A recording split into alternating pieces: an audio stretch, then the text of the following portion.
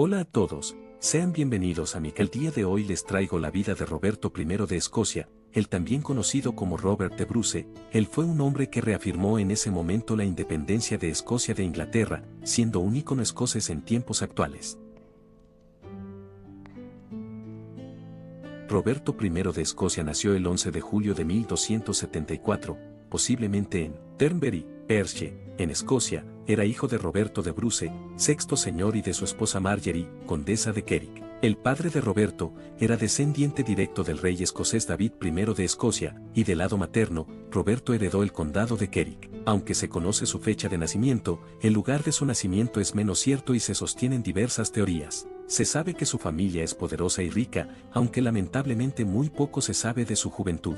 Pudo haber sido enviado a tener una educación con una familia local, como era la costumbre. Podemos presumir que Roberto aprendió todos los idiomas de su linaje y de la nación, y es casi seguro que dominaba el francés normando, el gaélico y el latín. Aunque no hay pruebas directas, es muy probable que también supiera inglés. La primera referencia escrita sobre él en la historia se encuentra en una lista de testigos de una carta escrita por Alasdair MacDonald, señor de Aile. Su nombre aparece en compañía del obispo de Argyll, el vicario de Eren, un empleado de Kintyre, su padre y una serie de notarios del Carrick gaélico. También Roberto tuvo un entrenamiento como era normal para los hombres. En 1292, la corona de Escocia fue cedida a su pariente lejano, Juan de Balliol. Roberto lo consideró injusto. A su juicio, se impidió que la rama de su familia tomara el lugar que les correspondía en el trono de Escocia. Poco después, su abuelo, Roberto, quinto señor de Annandale, cedió su señorío al padre de Roberto. Roberto VII ya había cedido el condado de Carrick a Roberto,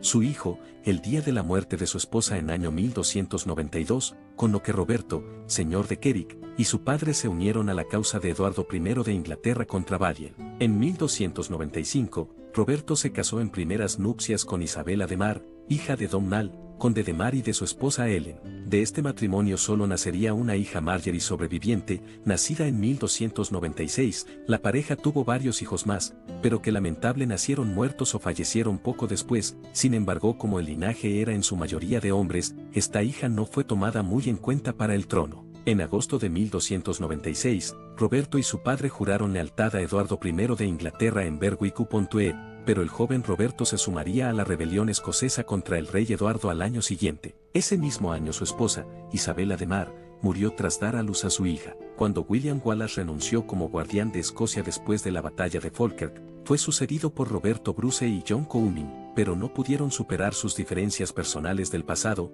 ya que este último era sobrino de Juan de Balliol. En 1299, William Lamberton, obispo de St. Andrews, fue nombrado tercer guardián, neutral, para tratar de mantener el orden entre Roberto y Comyn. Al año siguiente, Bruce dimitió como guardián y fue sustituido por Sir Gilbert, primer señor de Umfraville. En mayo de 1301, Gilbert de Umfraville, Comyn y Lamberton también dimitieron como guardianes y fueron reemplazados por Sir John de Soules como único guardián. Soules fue nombrado en gran medida porque no era partidario de Bruce ni de Comyn. En julio, el rey Eduardo I inició su sexta campaña en Escocia, aunque infligió poco daño a los escoceses. En enero de 1302 se acordó una tregua de 9 meses. Hubo rumores de que Juan de Balliol volvería a recuperar el trono de Escocia. Soules apoyó su regreso como rey, al igual que la mayoría de los demás nobles, pero si esto se producía llevaría a Bruce a perder toda posibilidad de ganar el trono. En 1302 Roberto se casó en segundas nupcias con Isabel de Berg, hija de Richard de Berg,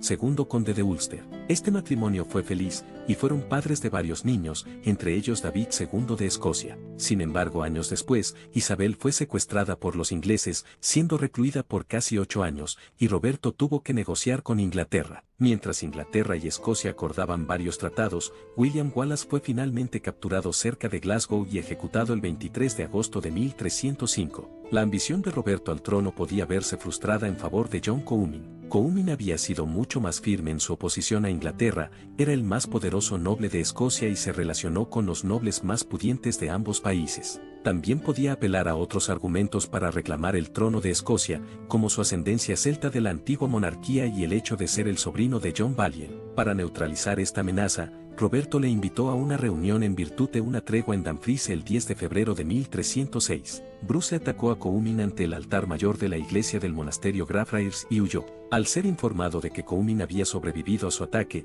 dos de los seguidores de Roberto, Roger de Kirkpatrick y John Lindsay, volvieron a la iglesia y mataron a Comyn. Roberto fue excomulgado por este crimen, que condujo finalmente a la excomunión de los varones que le habían apoyado y, a continuación, a la excomunión de todo el país. Al darse cuenta de que la suerte estaba echada y que no tenía más alternativa que convertirse en el rey o en un fugitivo, Roberto afirmó su pretensión a la corona escocesa. Fue coronado como Roberto I en Scone, cerca de Perth, el 27 de marzo, por Isabella MacDuff, condesa de Buchan. Aunque ya era rey, Roberto todavía no tenía un reino, y sus esfuerzos por obtenerlo no dieron fruto hasta después de la muerte del rey Eduardo I.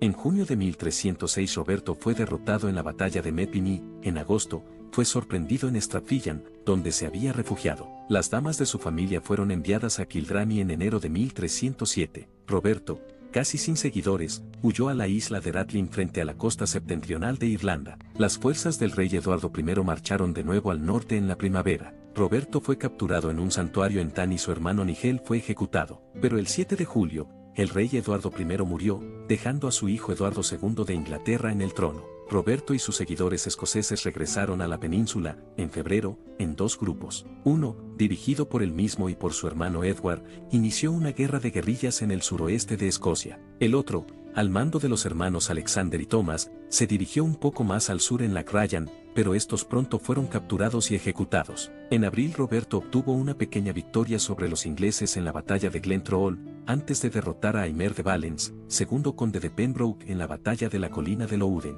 Las múltiples guerras que enfrentó Roberto con Eduardo II, durante 7 años. En marzo de 1309, Roberto celebró su primer parlamento en St. Andrews, y al año siguiente, el clero de Escocia reconoció a Roberto como rey en un consejo general. El apoyo que le dio la iglesia a pesar de su excomunión tenía gran importancia política. En la primavera de 1314, el hermano de Roberto sitió el castillo de Stirling. Con la batalla de Bannockburn, Roberto garantizó la independencia escocesa, derrotando finalmente a los ingleses. Al fin, liberada de las amenazas inglesas, Escocia envió tropas para invadir el norte de Irlanda del control inglés. Incluso en el año 1316 Roberto fue coronado como rey supremo de Irlanda. La campaña de Roberto en Irlanda se caracterizó por sus estrategias. Sin embargo, el ejército de Roberto no convenció a los señores y jefes irlandeses. Roberto fue derrocado cuando su hermano, Edward Bruce, fue asesinado. Lamentablemente en 1327 Roberto perdió a su querida esposa, Isabel. Poco antes de morir,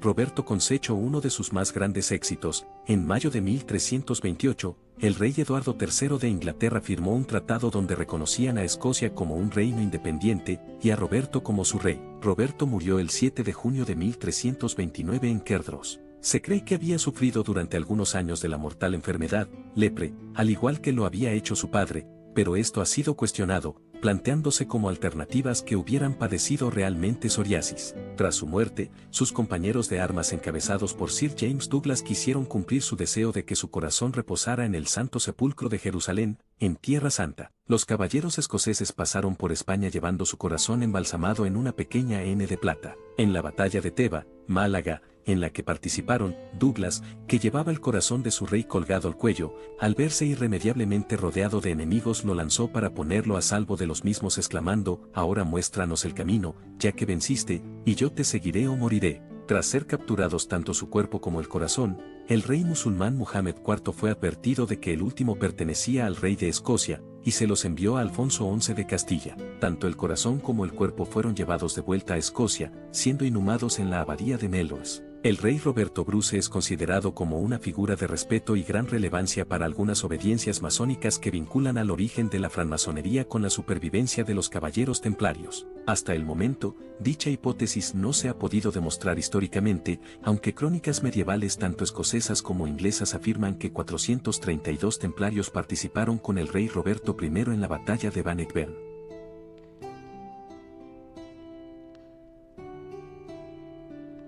Roberto I de Escocia fue un rey que logró independizar Escocia. Esto ayudaría a Escocia, y además hizo si fuese un reino sólido, ya que desde tiempos inmemorables, Inglaterra y Escocia querían ser un solo reino, algo que se logró en 1707, pero eso es otra historia.